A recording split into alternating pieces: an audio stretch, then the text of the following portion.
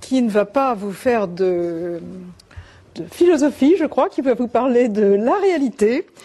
Monsieur Chouet qui vient d'écrire un article publié dans la revue Marine sous le titre « Afghanistan, le désert des Tartares ». Article à lire. Hein, point d'interrogation. Et avec un point d'interrogation, oui. Bien. Ensuite, après avoir écouté des points de vue de terrain, nous écouterons Monsieur Filiu, Jean-Pierre Filiu, qui est diplomate, actuellement professeur à sciences politiques et qui est invité à l'université de Georgetown aux États-Unis. Lui a publié plusieurs livres sur Al-Qaïda. Je vous donne le titre du dernier, qui s'appelle « Les 9 vies d'Al-Qaïda » et qui se lit presque comme un roman. Enfin,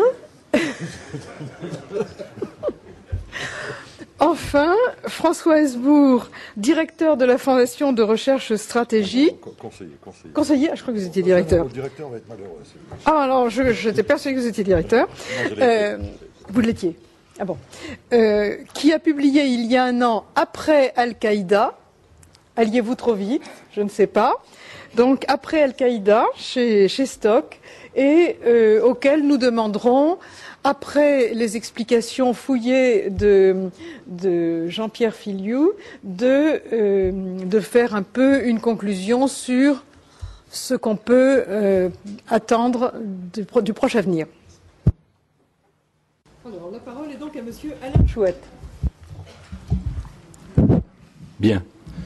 Mesdames, Messieurs, bonjour, puis bonne année puisqu'il est encore temps.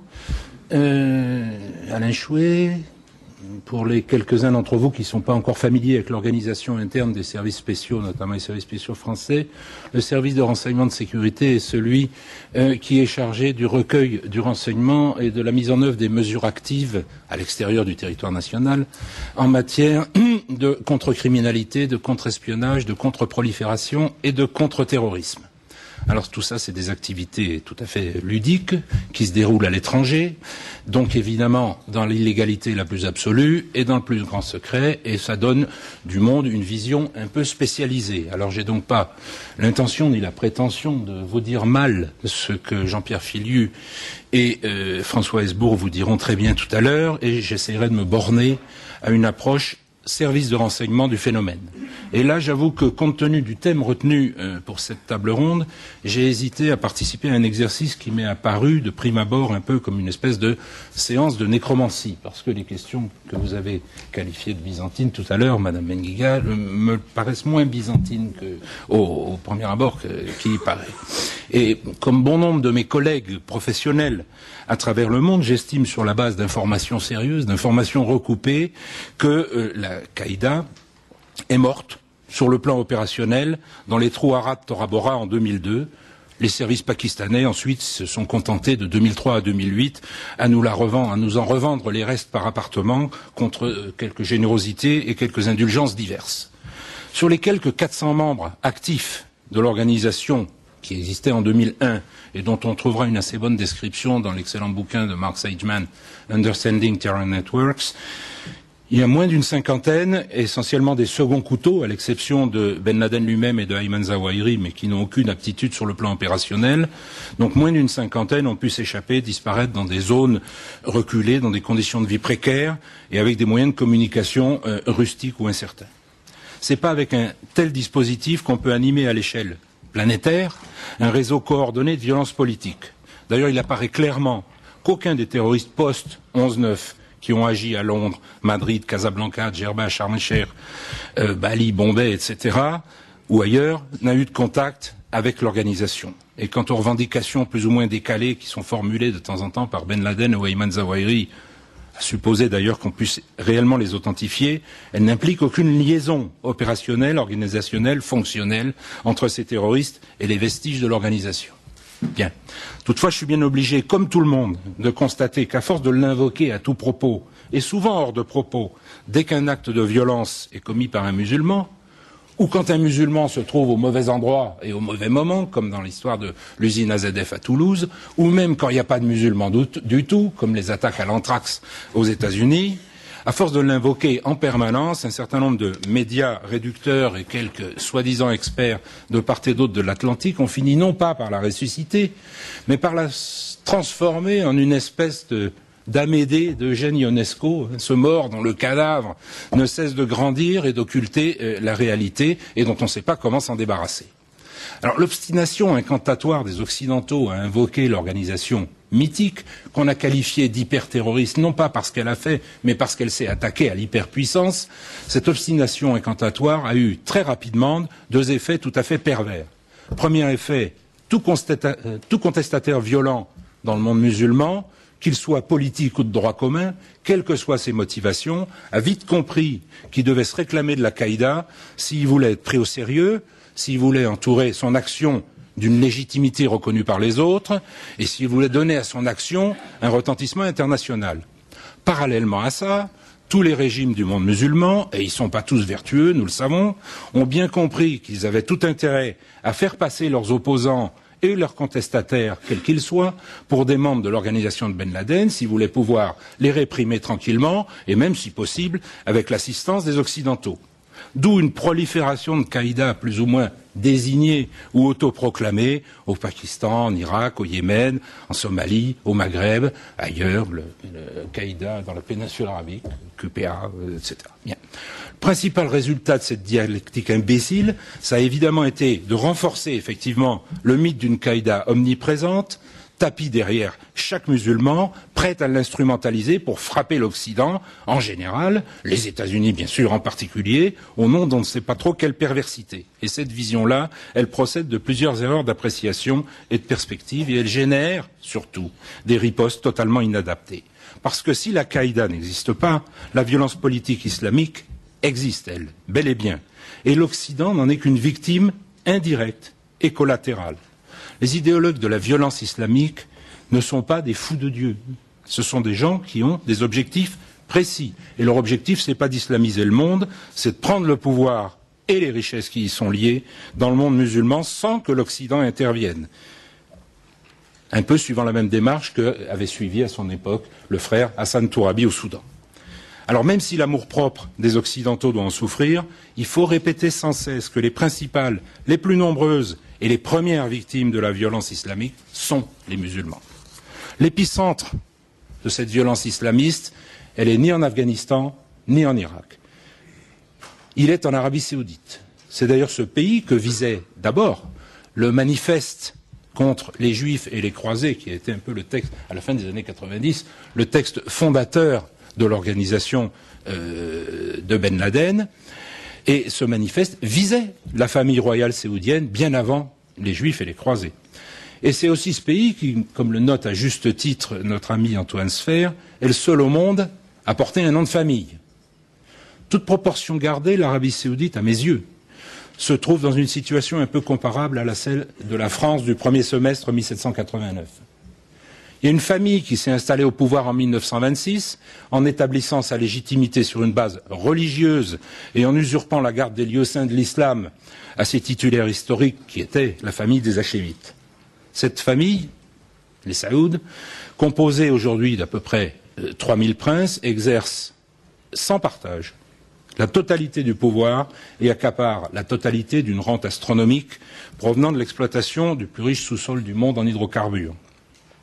Afin de conserver sa légitimité face à toute forme de contestation, la famille Saoud a fermé la voie à toute forme d'expression démocratique ou pluraliste. Elle pratique, elle répand une interprétation de l'islam la plus fondamentaliste possible pour se mettre à l'abri de toute forme de surenchère dans ce domaine. La famille saoudienne est un peu comme l'Union soviétique. L'Union soviétique ne voulait pas d'ennemis ou de surenchère à gauche. La famille saoudienne ne veut pas de surenchère en islam. Seulement, avec le temps, les retombées de la rente hydrocarbures ont tout de même donné naissance à diverses formes de commerce, d'industrie, auxquelles les princes, comme tous les princes, ne sauraient évidemment toucher sans déroger, et qu'ils ont concédé, moyennant participation aux bénéfices, à des entrepreneurs roturiers, majoritairement issus de pays voisins, de pays étrangers, évidemment musulmans, principalement des Yéménites, et dans une aussi assez large mesure des Levantins, Syriens, Libanais, Palestiniens, plus quelques autres. Et alors que l'avenir du pétrole s'annonce incertain, Ces entrepreneurs font observer, pensez à juste titre, comme les bourgeois du tiers-État en 1789, que c'est eux qui font tourner la boutique et qui préparent l'avenir du pays. Et que dans ces conditions, ce serait que justice qu'on leur concède, on les associe sous une forme ou une autre à l'exercice du pouvoir ou à la gestion d'une rente que la famille régnante, je vous le rappelle, jusqu'à une date récente, le plus légalement du monde, assimilait à sa cassette personnelle. Problème, c'est comment faire passer ce type de revendication dans un pays où toute forme d'expression pluraliste est exclue par définition. Quelle légitimité peut-on opposer à un pouvoir qui se réclame de l'adoubement divin? Quelle pression exercer sur un régime familial qui bénéficie à titre personnel depuis 1945, suite au pacte de Quincy, conclu à titre personnel entre le vieux Ibn Saoud et le président Roosevelt, qui bénéficie de la protection politique et militaire de l'hyperpuissance américaine en échange du monopole sur l'exploitation des hydrocarbures. À l'évidence, les contestataires de cette théocratie-là n'ont comme recours qu'un mélange plus ou moins dosé de violence révolutionnaire et de surenchère fondamentaliste. On ne peut pas aller à gauche, on est obligé d'aller qu'à droite. Exercer à l'encontre du pouvoir et bien sûr de ses protecteurs extérieurs, parce que s'il n'y a pas les protecteurs extérieurs, le pouvoir s'écroule. Et c'est donc pas un hasard si on trouve parmi les activistes islamistes les plus violents un nombre significatif d'enfants de cette bourgeoisie qui sont privés de tout droit politique, mais sûrement pas ni de moyens, ni d'idées. Et Oussama Ben Laden en fait partie. Il est au nombre de ceux-là. Il s'est trouvé propulsé dans le champ de la violence, de l'intégrisme, par les nobles séoudiens qui trouvaient expédient de faire défendre les intérêts extérieurs du royaume par les enfants de leurs valets plutôt que par les leurs. Ça, c'est l'erreur classique des parvenus. Alors, et au gré de leurs picaresques aventures, nos jeunes gens, nos fils de bourgeois, ont fait de mauvaises rencontres, ils ont subi de mauvaises influences, et ils sont revenus sur le terrain pour mordre la main de leur maître. C'est ainsi que s'est engagée dès le milieu des années 80 une surenchère permanente au fondamentalisme religieux et au contrôle de l'islam mondial entre la famille Saoud et ses rivaux ou ses opposants à l'intérieur comme à l'extérieur. La rivalité chiite, sunnite, Iran, la rivalité de légitimité Iran-Arabie a été pour beaucoup dans l'élévation du niveau du fondamentalisme musulman. Cette surenchère s'est essentiellement traduite, faute de ressources humaines, faute de savoir-faire en matière d'action extérieure, par le seul moyen qui ne manque pas en Arabie, l'argent. C'est des fonds qui sont distribués de façon souvent inconsidérée dans l'ensemble du monde musulman et des communautés immigrées, qui ont évidemment fini dans l'escarcelle de ceux qui pouvaient s'en servir, c'est-à-dire de la seule organisation islamiste internationale à peu près structurée, bien structurée, qui est l'Association des frères musulmans et surtout sa branche transgressive, sa branche violente, son émanation violente que sont les Jama'a Islamiyya, les groupes islamiques, dont la Qaïda de Ben Laden n'était à mon sens que l'une des nombreuses manifestations. Et de fait, partout où la violence djihadiste s'exprime, c'est toujours évidemment dans les zones les plus fragilisées du monde musulman et de ses communautés immigrées, sa genèse repose toujours sur la même logique ternaire. Premier élément, une surenchère idéologique et financière du régime séoudien et de ses opposants locaux ou de ses rivaux. Deuxième élément, une forte implantation locale de l'Association des frères musulmans ou de ses émanations que sont les Jama'a Islamiyya, qui profitent des surenchères et qui surfent habilement sur toutes les contradictions politiques, économiques, sociales, pour dresser les masses contre les pouvoirs locaux et pour dissuader l'Occident de se porter à leur secours ou d'intervenir. Il faut rendre, pour être tranquille chez soi, il faut rendre le monde musulman haineux et haïssable. Et puis, troisième élément de cette logique ternaire, parce qu'il faut battre un peu notre coulpe, un regrettable penchant de la diplomatie et des services occidentaux, américains en tête bien sûr, et de leurs alliés locaux, à soutenir dans le monde entier, souvent militairement, les mouvements politiques les plus réactionnaires et les plus intégristes sur le plan religieux, comme rempart contre l'Union soviétique jusque dans les années 90, et dans la politique de containment de l'Iran ensuite, depuis les années 80.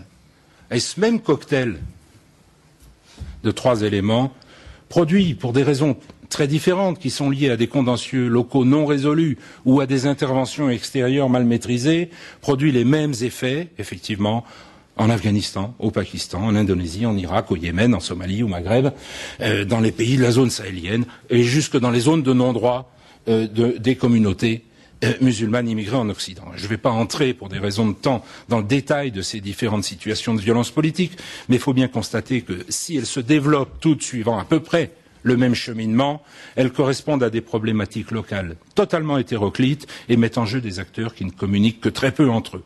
Et s'ils se réclament tous du même drapeau mythique, c'est parce qu'ils savent bien que ce drapeau a valeur de croque-mitaine pour les pays d'Occident en général, pour l'Amérique en particulier, qui sont tous supposés pouvoir apporter leur soutien aux régimes les plus contestés.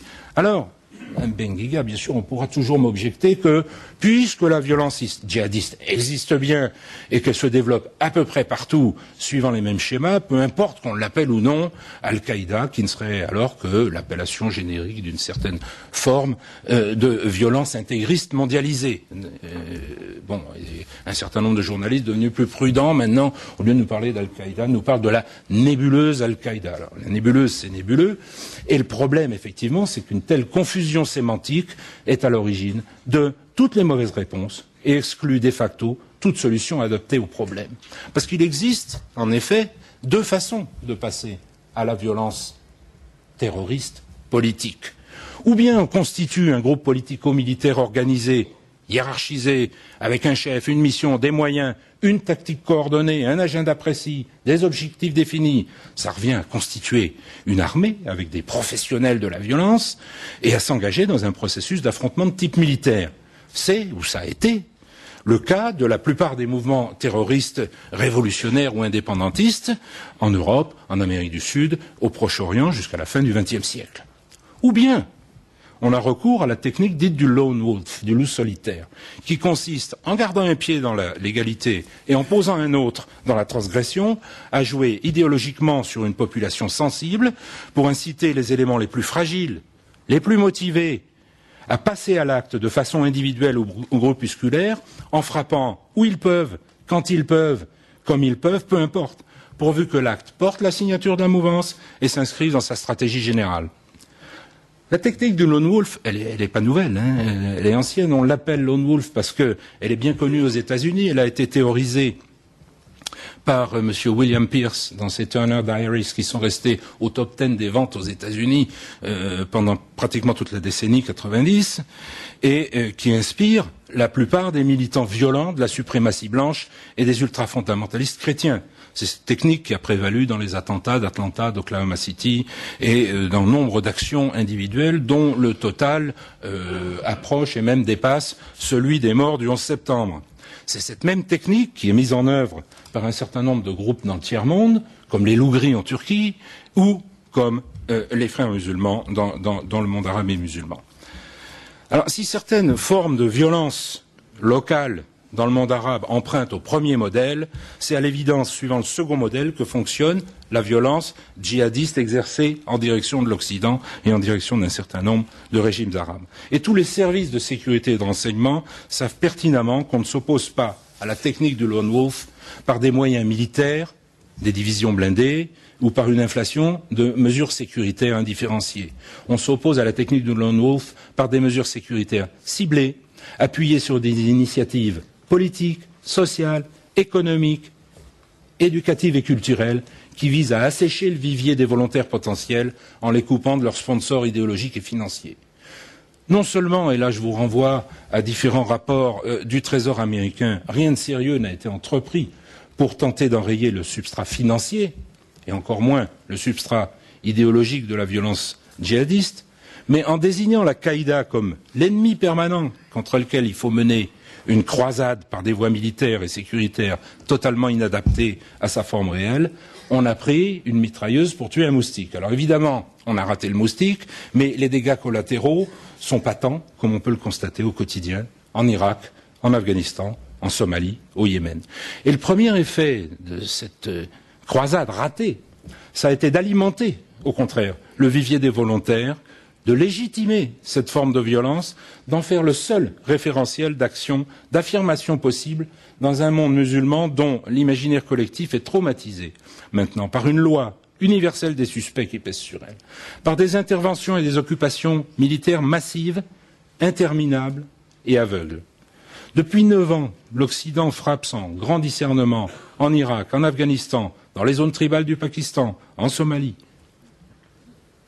en Palestine bien sûr. On se propose maintenant d'intervenir au Yémen, et puis pourquoi pas pendant qu'on y est en Iran, mais aux yeux des musulmans, Ben Laden court toujours au nez et à la barbe de la plus puissante armée du monde, et le régime islamiste d'Arabie Saoudite reste sous la protection absolue de l'Amérique. Alors pour conclure, et essayer d'apporter mon élément de réponse à cette table ronde, où en est Al-Qaïda? L'Al-Qaïda, elle est morte entre 2002 et 2004. Mais avant de mourir, elle a été engrossée par les erreurs stratégiques de l'Occident et les calculs peu avisés d'un certain nombre de régimes de pays musulmans. Et elle a fait des petits.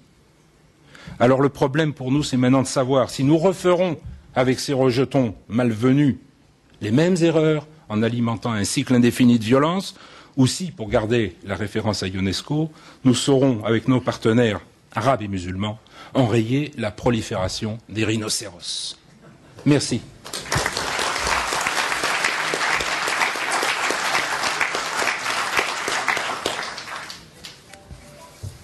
Voilà qui prouve que l'expérience du terrain et dans des conditions difficiles, à voir le nombre de décorations que M. Chouet a accumulées dans son existence, nourrit une réflexion vraiment originale et décoiffante. C'était vraiment très très intéressant.